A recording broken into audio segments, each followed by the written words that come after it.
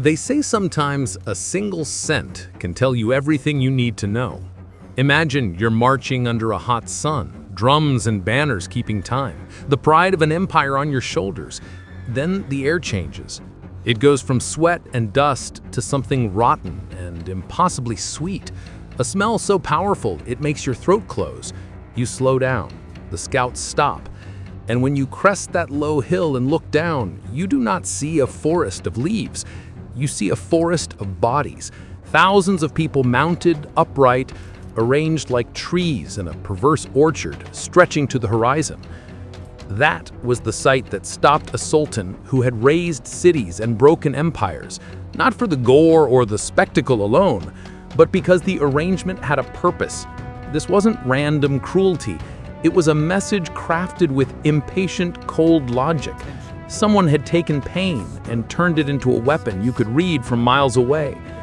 The story you think you know about this man, the legends and the myths, only skims the surface.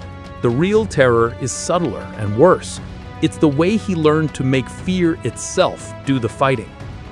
To understand how a single man could turn agony into an instrument of power, you have to rewind to the moment everything inside him first hardened. Picture a boy of 11, stripped from home, not as a prisoner dumped in a dungeon, but as a guest in a foreign imperial court. He and his brother are collateral in a deal. Their father stays on a throne by promising loyalty to a distant conqueror. The children are given tutors, taught languages, schooled in religion and military drill. On paper, it looks like privilege. In practice, it is a curriculum in domination.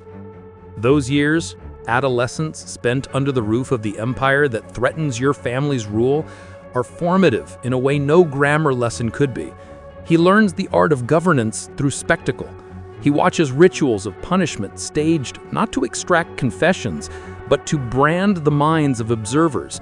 Public executions are not merely a sentence, they are a lesson in what will happen when disobedience creeps in. Through this slow, deliberate indoctrination, he discovers a terrifying calculus. Terror can substitute for force.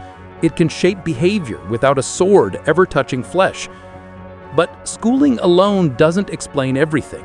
While his brother adapts, even befriends the son of the Sultan, the boy at the center of our story refuses to bend.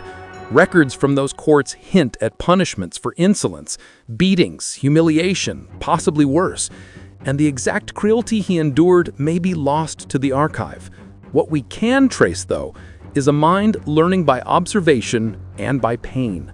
Every insult, every lash, every calculated execution becomes raw material. He catalogs techniques, studies timing, sees how dread spreads faster than rumor. Something inside him hardens into a fixed scheme. If fear can rule people, he will be its architect. When he finally returns home at 17, history is waiting to be rewritten. His father soon dies assassinated, and his older brother is massacred. The nobility, the very men who had played both sides to keep power intact, have left him isolated. He doesn't just crave vengeance, he wants to reorder everything that betrayed him. For years he waits, plotting and learning, until the moment arrives to seize the throne. When that moment comes, the first acts of his rule are not celebrations, but surgical public reconfiguration. He invites the old elite to a feast. They come in finery, reassuring themselves with jokes and memories of surviving past princes. They boast of outliving rulers like badges of honor. Then he asks a small question, a deliberately innocent prompt. How many princes have you served? When some boast loudly, those very men are arrested on the spot. But this is where method beats rage. He separates them. The older instigators are impaled immediately, selected not for speed of death, but for the length of their agony. The younger, healthier nobles are marched away and forced to rebuild a ruined fortress, their hands blistering, their bodies broken as they become the architects of their own submission. This first purge is not mere bloodlust. It is an institutional reset. He deletes an entire class of power and replaces it with people whose survival depends on his favor. He's not merely punishing, he's teaching an economy of fear. Obedience here is not a transaction, it is a condition of continued existence. The spectacle is the point.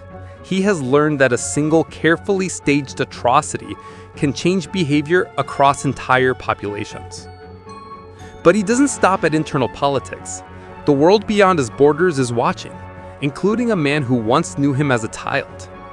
The Sultan who had hosted him in youth, the same ruler who would later conquer great cities, sends envoys to demand tribute and a personal oath.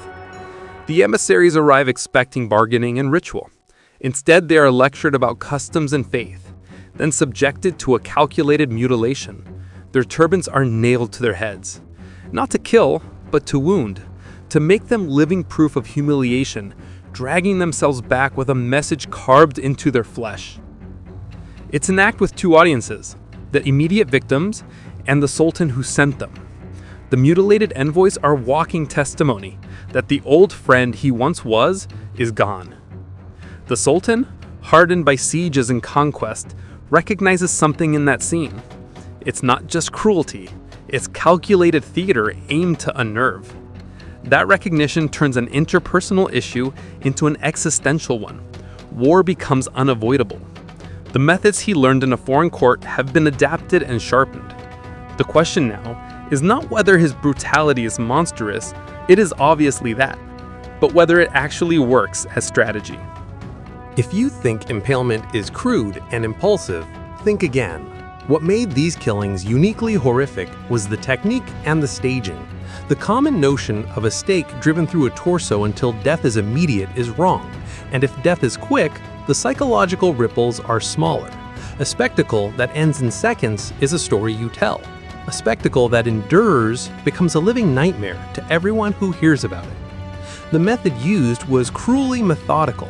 Victims were placed face down, and a pole, smoothed, oiled, and selected for a specific size, was introduced in a way designed to avoid instant lethal injury. Lifted upright, the process used gravity to carry the stake inward slowly, the passage carefully angled to miss vital organs and arteries. People lingered alive for hours, sometimes days. Their pain was a broadcast, and the length of that broadcast mattered. A dying cry that lasts for hours etches itself into memory. It doesn't merely punish the condemned, it reshapes the horizon of possibility for anyone who might dare to resist. Yet the engineering of suffering alone wouldn't be enough without the choreography. These were not random displays by a monster with a taste for chaos. Victims were arrayed along major roads, beside city gates, in concentric patterns around capitals. The height of stakes varied by rank, peasants low, nobles higher, commanders on the tallest post, creating a grotesque hierarchy that communicated its lesson visually from a distance. One stake seen by a dozen people multiplies into 100 stories. A pattern seen by thousands becomes a cultural warning. Contemporary pamphlets and eyewitness reports, crude wood cuts included, took this theater and spread it across the continent. Whether or not some of the more lurid anecdotes are exactly accurate, the broader effect is clear. Tales of feasts among stakes, of dining while dying men groaned nearby, became currency in Europe's markets of horror. But beyond the gory tales, the real question was tactical. Did all this terror actually move the needle on the battlefield? It did, in a way that military manuals don't talk about. By the summer of a pivotal year, the Sultan, a commander whose name is linked to the fall of great cities, marched with tens of thousands of troops to settle the matter himself. The invader's army was a behemoth compared to the principality's slender forces.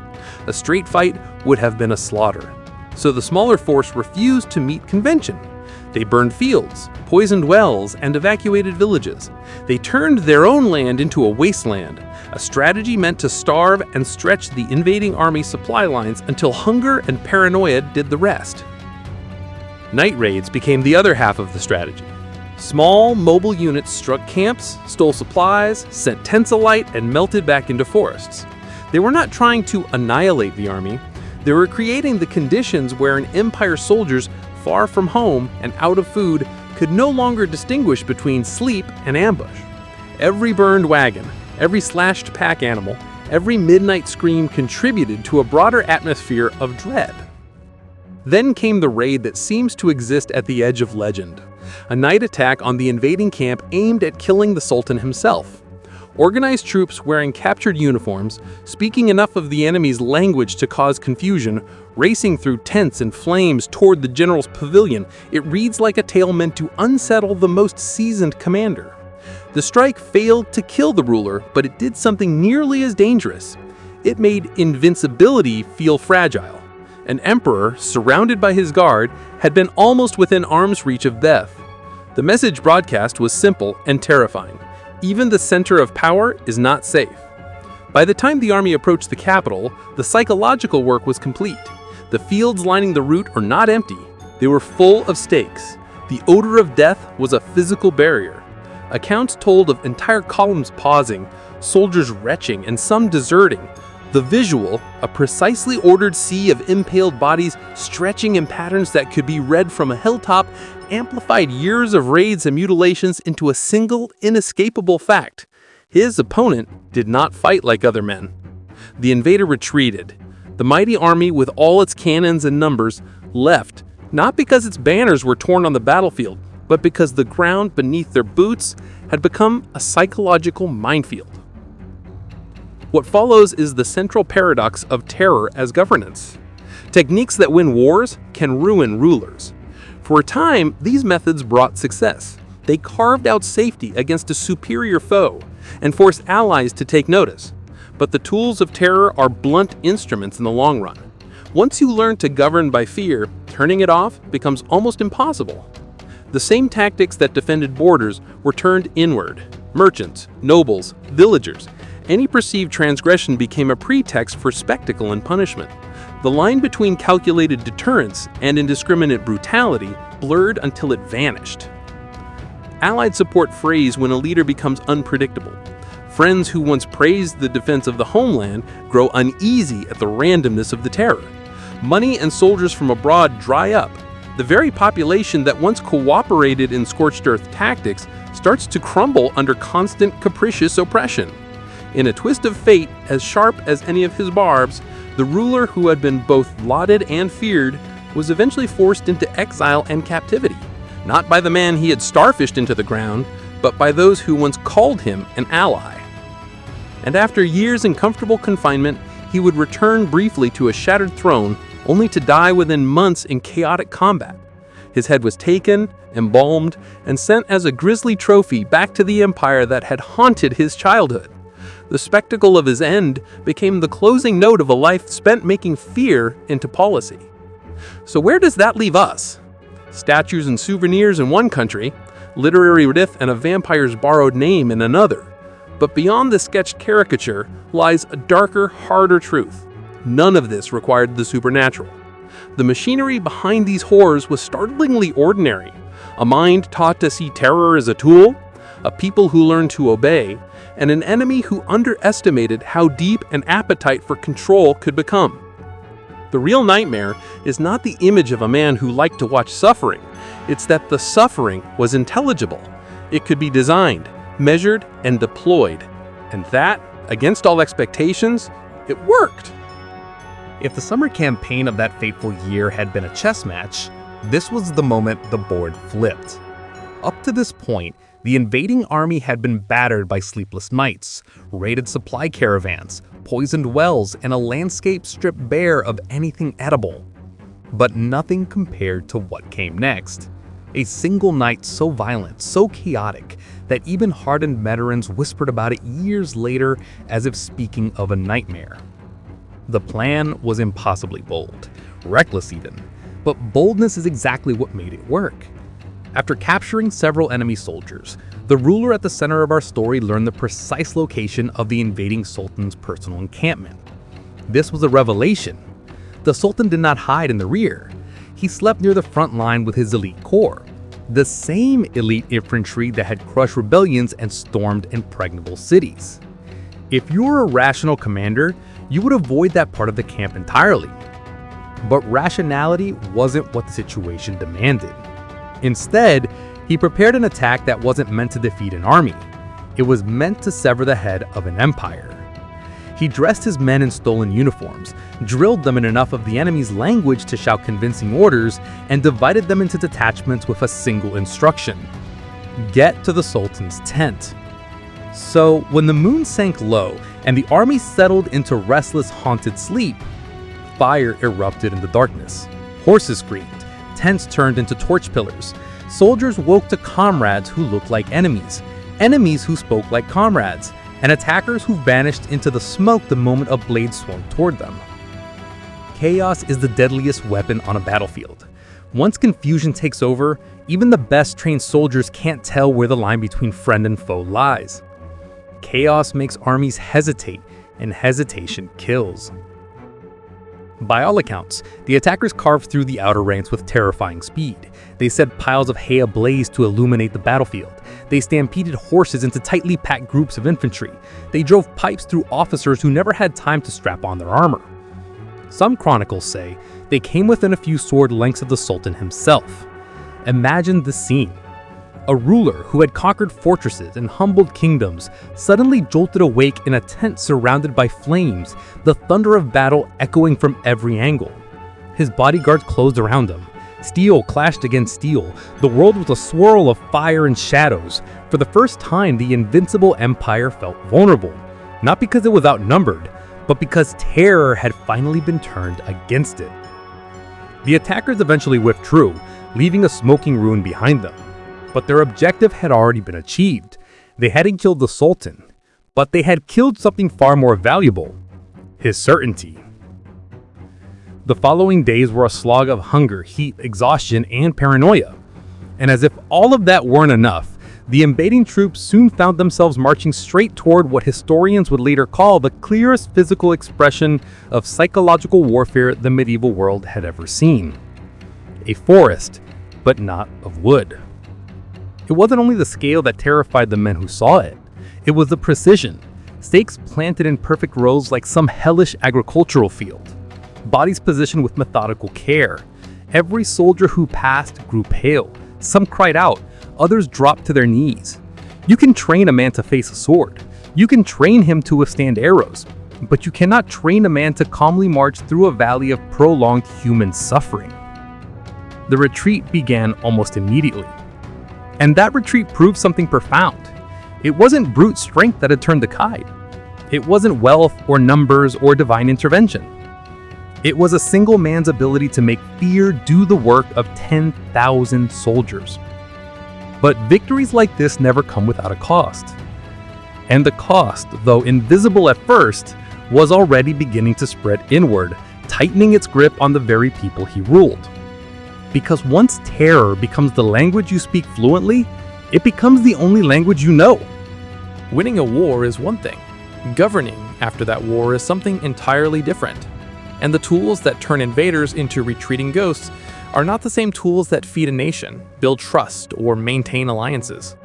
But our central figure didn't understand or couldn't understand that difference anymore. He had learned terror as a science. He had rediscovered it as a weapon, and now he wielded it as policy. At first, he aimed that brutality at enemies and traitors.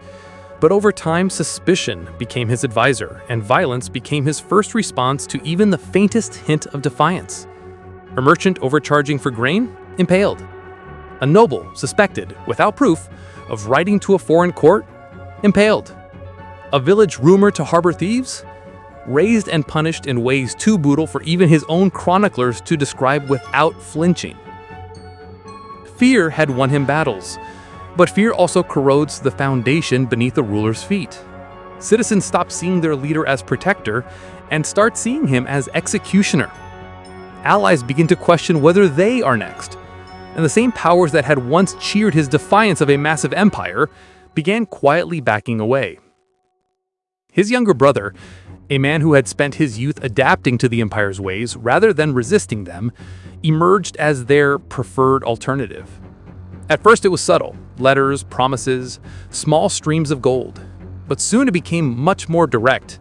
Troops, diplomatic support, strategic endorsement.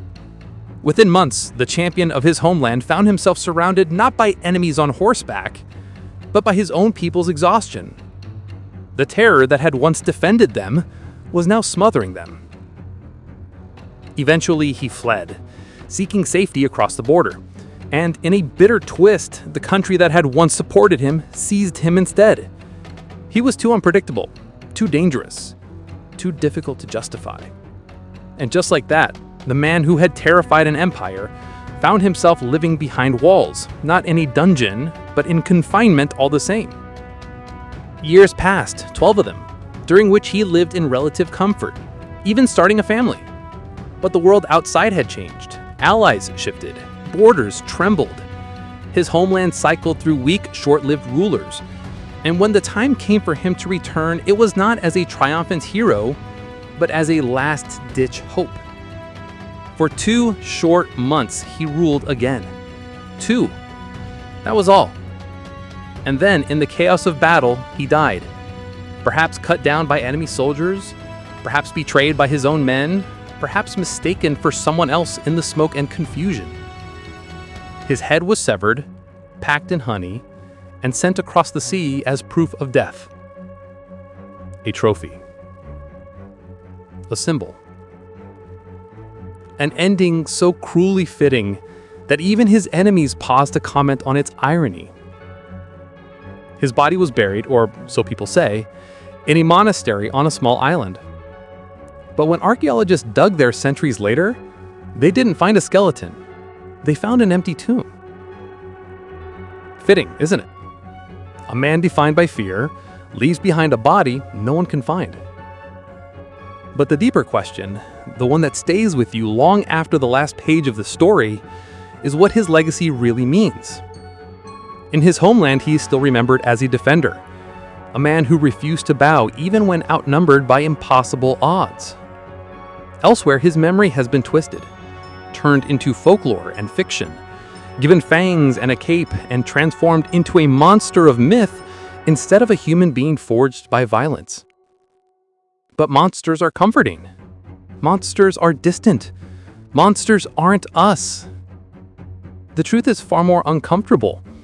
Everything he did was the work of a human mind, a mind shaped by trauma, sharpened by captivity, trained in fear, and set loose in a world where survival rewarded brutality. He showed the world a lesson far older than empires, that terror, when engineered with precision, can change the course of history. And that's the part we don't like to look at too closely, because it forces us to ask difficult questions. If fear is so powerful, how often has it shaped the world without us noticing? How many rulers in history learned the same lessons and applied them in quieter, subtler ways? How many of our modern systems were influenced by someone willing to do the unthinkable? History isn't just a record, it's a mirror. And sometimes you don't like what you see reflected. That's why stories like this matter, not because they are sensational or shocking or soaked in blood, though they are all of those things, but because they remind us how frighteningly easy it is for cruelty to masquerade as necessity, and for fear to become a language everyone learns to speak. And if you're ready to keep diving into the truths history tried to bury, the kind that reshape the way we see entire eras, now is a perfect time to join me, because the next stories only get darker, deeper, and more revealing.